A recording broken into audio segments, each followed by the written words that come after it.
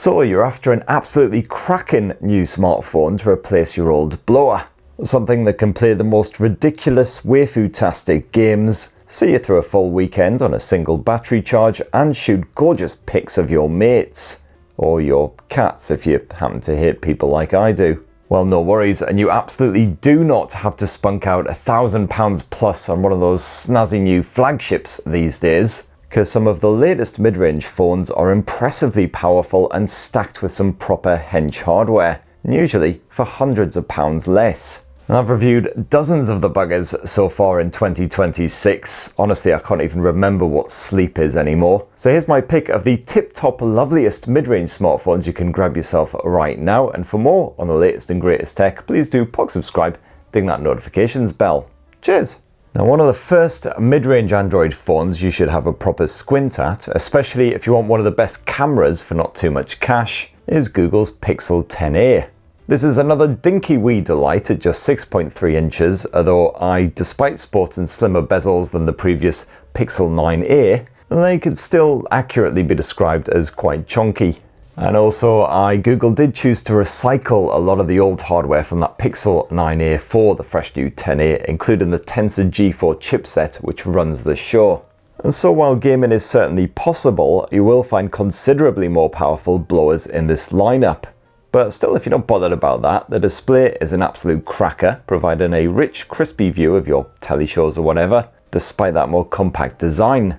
The battery life is excellent as well, and the recharging not particularly lethargic. You've got 45-watt wide charging support, so you get 50% recharge in roughly half an hour. You've also got support for original Qi wireless charging. And Google certainly does not disappoint on the support side as well. You've got 7 guaranteed OS updates and years of security patching here, assuming the planet hasn't spontaneously combusted in that time. But as always, one of the true highlights of this Google handset is the excellent camera tech. Now, hardware isn't as advanced in the Pixel 10a versus the Pixel 10 flagships, but the top-notch image processing smarts means you'll get good-looking pics at pretty much any time of day. And even if your photo ends up looking a bit cack, well, no worries, because Google has stuffed this thing with all kinds of smart-ass AI editing tools to rescue even quite shonky snaps. My full Pixel 10a review is live right now, comparing it with the 9a. But honestly, if you can find that older 9a on a good deal, I would say grab that one instead. It's practically a Pixel 10a, and it still has 6 more years of OS updates and security patching to go. Now, one of my other favourite mid-rangers is the OnePlus Nord 4, a full metal banger that brings back glorious happy memories of those quality phones that HTC and LG used to spaff out. Those really were better days all round, especially as my liver wasn't quite as hurty and I actually had more hair on my head than on my arse. But sadly, this all-metal monster has now been replaced with the not quite as crotch-stirringly fantastic Nord 5. Although you may still find the Nord 4 lurking online for a decent deal. Now, the OnePlus Nord 5 may have reverted to a boring, distinctly not metal design, and also grown in size to a bloody big 6.83 inches, woof. But you still got a smooth and highly satisfying OxygenOS experience, packed with decent features and not too much of that AI stuff. Although that iconic alert slider has been ripped out and replaced with the plus key, which isn't quite as customizable as you might hope. And OnePlus is still offering 4 years of OS updates and 6 years of security patching, which, while not the best out there, is still pretty ruzzy respectable. That enormous AMOLED screen is gorgeous and responsive to wet fingers, while the stereo speaker arrangement is a bit of a banger too. The OnePlus Nord 5 can get rather toasty under pressure, unfortunately, especially when you are gaming, despite the fact you've got a dedicated cooling system. So you won't want to play Wuthering Waves for too long unless you really want to warm your hands up. Handy for those winter months here in Blighty, perhaps, but also unfortunately the Nord 5 suffers a battery tech downgrade versus the old Nord 4, though mercifully you'll still get a full day of pretty intense action from a single charge. And while the camera results aren't quite as reliable as Google's, this OnePlus Mobile can still produce attractive looking photos even in quite challenging conditions. Complete with a fresh new 50 meg selfie cam, which is great news for anyone who doesn't have a face that looks like a cat just threw up its breakfast. And I've also got to big up the OnePlus Nord CE5, which is a bit cheaper but still proper lush. This is a wee bit smaller than the Nord 5 and it loses some features like the plus key, while also adding some great stuff like micro SD memory card support. That AMOLED screen is still a stunner, if not quite as bright, although you do drop down to a crappy mono speaker setup. And while the Nord CE5 isn't quite as powerful as the Nord 5, it also doesn't get hotter than Beelzebub's ballsack when you're gaming. Battery life is brilliant, while the camera tech is fine for everyday shenanigans, even if it does go a bit crazy with the processing at times. And you can have a squint at my full reviews of both of these OnePlus phones, plus a full comparison between them right here on the channel. Now, if you really fancy the OnePlus 15 but you can't quite afford it, well, a slightly less harrowingly priced alternative is the OnePlus 15R. Now, this only just about squeezes into the category of mid-range smartphones costing from £629 at launch. But it's certainly well worth a squint, especially for any gamers out there. And this reboot of the OnePlus 15 flagship has a few features like wireless charging stripped out in order to lower the price. The main victim here is the camera setup, which loses the telephoto lens and makes do with a more basic ultra-wide shooter. And if you are looking for decent optics, I'd say probably look elsewhere. However, the OnePlus 15R is powered by Qualcomm's Snapdragon 8 Gen 5, which may not quite be elite, but it is still proper hench, breezing through Wuthering Waves on maxed out graphics settings, no bother. Plus you get the same excellent gaming mode and yet another stunning 165Hz display. Now the battery life is just as fantastic on the OnePlus 15R as it is on that flagship. In fact, you get a slightly bigger cell at 7,400 mAh. It's good enough to keep you going all weekend long. And it's all topped off with an excellent bit of OxygenOS software, complete with a few years of guaranteed updates, and of course that obligatory AI bollocks.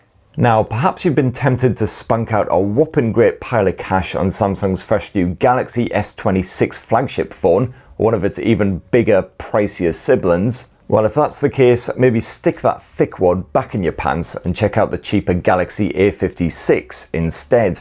This capable mid-range mobile boasts a similar water-resistant design to the S26 flagship, plus a similar One UI experience and an impressive 6 full years of software support. Although some of those specs have been slashed somewhat to reach a more palatable asking price. So for example, while the Exynos chipset can handle some gaming on the side, tougher stuff like Wuthering Waves can be rather juddery. And that 6.7-inch 120Hz Super AMOLED display has once again grown versus the previous model, and it's ever so slightly brighter as well, while that storage has actually doubled. And battery life is excellent. In fact, I actually found it was slightly better on the whole than the Galaxy S26 flagship, certainly the Exynos version we get here in Blighty, and recharging it isn't as horrendously lethargic as it was with previous generations. The camera tech is on the whole quite dependable, so Samsung fans should find the Galaxy A56 a satisfying and more affordable alternative. Otherwise, for a little bit less cash, there's always Samsung's Galaxy A36. And this is another water-resistant blower with a 120Hz AMOLED screen, stereo speakers, and some rather solid optics for a respectable asking price. Battery life is brilliant, providing stress-free all-day play. Although yes, once again that performance is a wee bit shaky. And as with the A56, you've got a full 6 years of software support. But bear in mind, however, that this Galaxy A series duo will be soon replaced with the Galaxy A57 and A37. These mid-range mobiles just keep on launching. So stay tuned for more on those from your Uncle Spurt. And if you are tempted by Samsung's Galaxy S25 FE or Fan Edition, well, I'd say probably don't bother unless you see it on a proper good discount. And there really is much better to be had for a similar sort of price. Now, Nothing is another dependable source of quality mid-range blowers, and their latest duo, the Phone 4a and Phone 4a Pro, are two absolute bangers as always. You've got very different design for this generation, with the usual transparent shenanigans for the regular 4a, and that's been swapped out for a full metal jacket for the Pro model. And sadly, the glyph lighting of yesteryear has also been replaced with a simple glyph bar on the Nothing Phone 4a, while that Pro model sports a more budget-friendly reboot of the glyph matrix last seen on the flagship Nothing Phone 3. Now this allows for a more customizable and visual experience on the Nothing Phone 4a Pro, But in both cases, that glyph shenanigans can be used as a funky notifications light, countdown timer, all kinds of stuff. Flip these phones over and the other end is just as delightful, serving up a poppy OLED display. While the stereo speaker setup is certainly decent enough for enjoying a spot of Netflix, or the satisfying sound of you beating Gribblies right in their chops with an inappropriately attired anime lass. And speaking of which, this pair of mid-range mobiles can happily handle even more demanding games like Wuthering and Waves, although it's certainly a smoother experience on that Pro. And Nothing OS is as lovely as always, packed with the usual obligatory AI, of course, and if you go for the Pro model, you'll also enjoy a lovely bit of eSIM action. I'm also impressed by Nothing's flexible camera setup. Even that cheaper Nothing Phone 4a boasts a proper telephoto shooter, which is quite the rarity at this price point. I gotta say, as much as I love the Pro model, I would just recommend the regular Nothing Phone 4a for most people should more than satisfy. Or if you want to go super cheap, well, there's always Nothing's CMF Phone 2 Pro, which again packs some pretty decent specs for just 200 quid.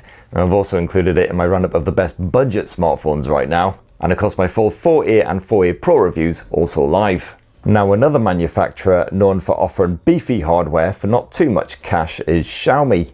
And one of its latest mid-range mobiles, which is certainly worth a gander, is the Redmi Note 15 Pro Plus 5G. A clunky name for sure, and not quite as impressive as some previous generations of this smartphone, but still decent tech.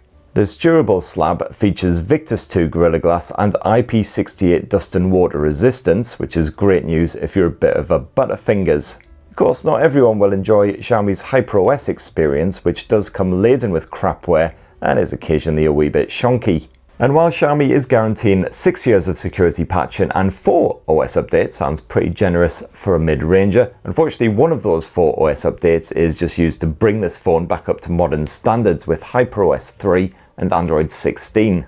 The huge 6500 mAh battery is quite a bit bigger compared with the previous generation, and it means that you shouldn't be running out of juice over a weekend unless you push things a bit. You've also got a bit of 100 watt wired charging support. It's one of the nippiest in this roundup.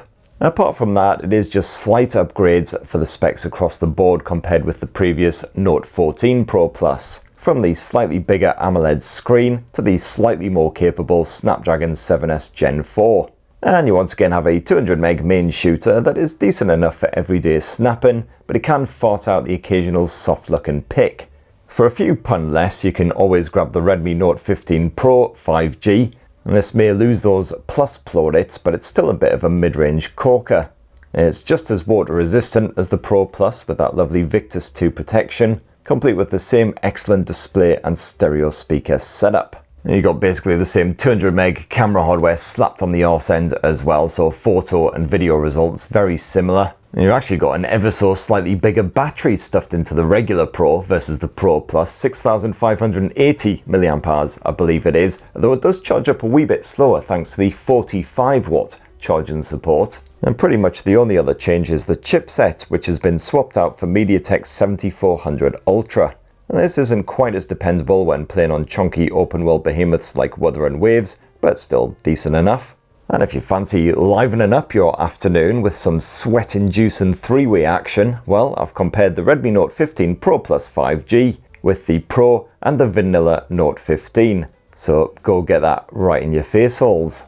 And then to make things even more complicated, there is Poco, which is kind of a Xiaomi sub-brand, which basically takes those Xiaomi smartphones which only launch in China, then reskins them and relaunches them to a global population. And their best mid-range effort right now is the stunningly good value Poco X8 Pro Max. This massive heifer boasts some slick design, including jazzy disco rings, as well as an eye-searingly bright AMOLED display. Well, stereo speakers can be boosted to a physics-defying 400%, while the Dimensity 9500S brains can cope with absolutely anything you hoy at it, helped along by a dependable cooling system. But even more impressive is the almighty 8500 mAh capacity battery, one of the biggest I've seen stuffed into any smartphone in 2026. That can easily keep you going a full long weekend unless you absolutely lather this thing. And it also means the Poco X8 Pro Max can be happily used as a makeshift power pack when you're on the move. In fact, on that hardware front, it's perhaps the most enticing mid-ranger in this roundup, even though the camera doesn't sport a telephoto shooter. But you do once again have to contend with that divisive HyperOS launcher, same as with the Xiaomi blowers. For a bit less cash, you can always grab yourself the Poco X8 Pro instead. It's not as max, obviously, with a smaller battery, more budget-friendly optics, and less grunt in the engine. But hey, it's also a wee bit more compact, it costs less cash, and it comes in this rather lovely Iron Man edition, if you happen to have a rage and throb on for Tony Stark. Now you've also got the Poco F8 Pro, which doesn't quite tickle my fancy, so to speak, like the Poco X8 Pro Max. But the performance is smashing, thanks to the Snapdragon 8 Elite chipset. Although I have found that this phone gets a wee bit toasty under pressure. And besides that power boost and the telephoto camera, it's actually pretty similar to the Poco X8 Pro. Next up, the Honor 400 Lite, an absolutely monstrous blower with a poppy AMOLED screen, big old battery, and a selfie cam that's ideal for those sexy club snaps. Plus a camera button that's somehow less rubbish than the iPhone 16 Pro's, despite the fact that Apple's brick costs 4 times as much.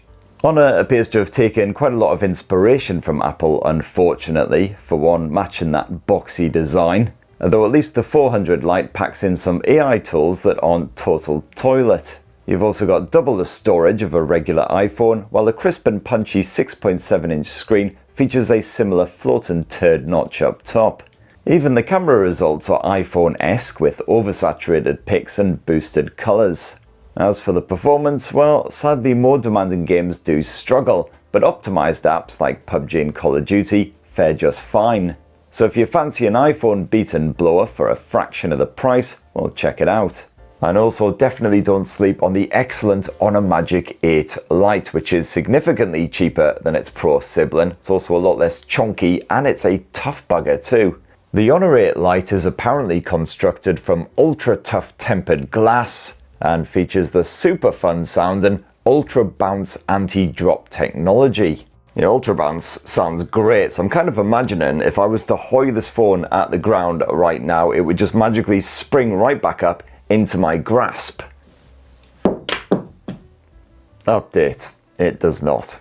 Okay, so it might not bounce, but it can survive drops up to 2.5 meters in height, and it's also IP68 and 69 dust, water, and spurt resistant, with a screen that stays relatively responsive when it is moist.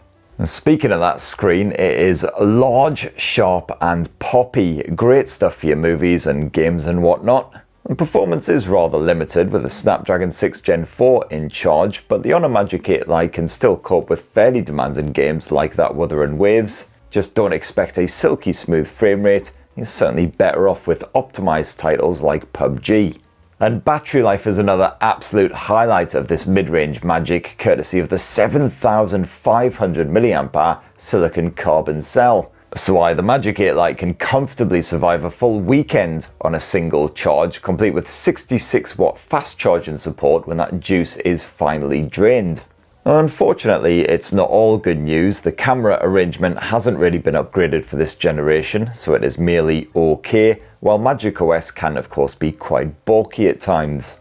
Now, if you're after a dedicated gaming smartphone for a mid-range price, well, point your eyeballs at the REDMAGIC 11 Air.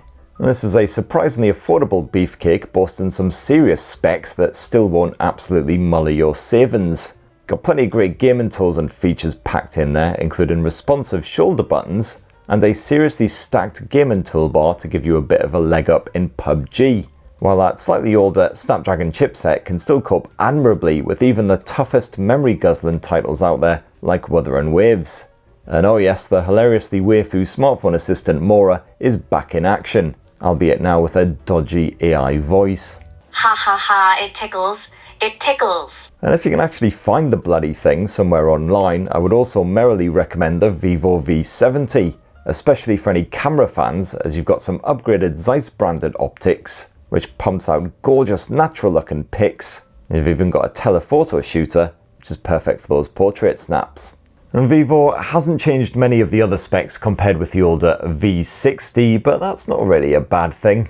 is that 6,500 mAh battery should still satisfy the most demanding of users. You got that same Snapdragon 7 Gen 4 chipset which can handle everyday life and even quite hardcore games like Wuthering Waves. Although I have found this phone does get a wee bit toasty under pressure. But that is one of the few flaws of the Vivo V70, that and the fact that, you know, good bloody luck actually tracking one down here in Blighty. You'll likely have to have a bit of a scrummage online to see if you can get one of the buggers imported.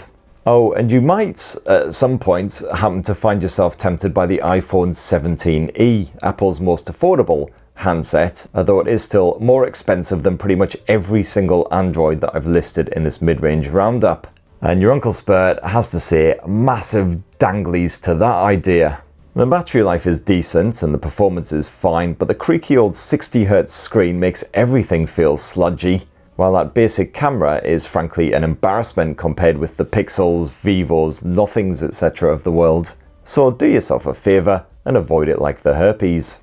And there you have it, my lovelies. That is my pick of the very best mid-range smartphones you can grab yourself right now in 2026. Of course, there is only one Uncle Spurt. There's literally dozens and dozens of bloody mid-rangers launching every friggin' week, it feels like. And as always, I've only recommended smartphones that I've personally tested and reviewed. So if I've missed out your own personal favourite mid-range mobile, well, definitely let me know what a dripping saggy twat I am down in the comments below, close in as to what you would have chosen. As I say, full reviews and everything live right now on TechSpert for all these blows if any of them have piqued your interest. And please do poke subscribe, ding that notifications bell, and have yourselves a ruddy wonderful rest of the week. Cheers everybody, love you!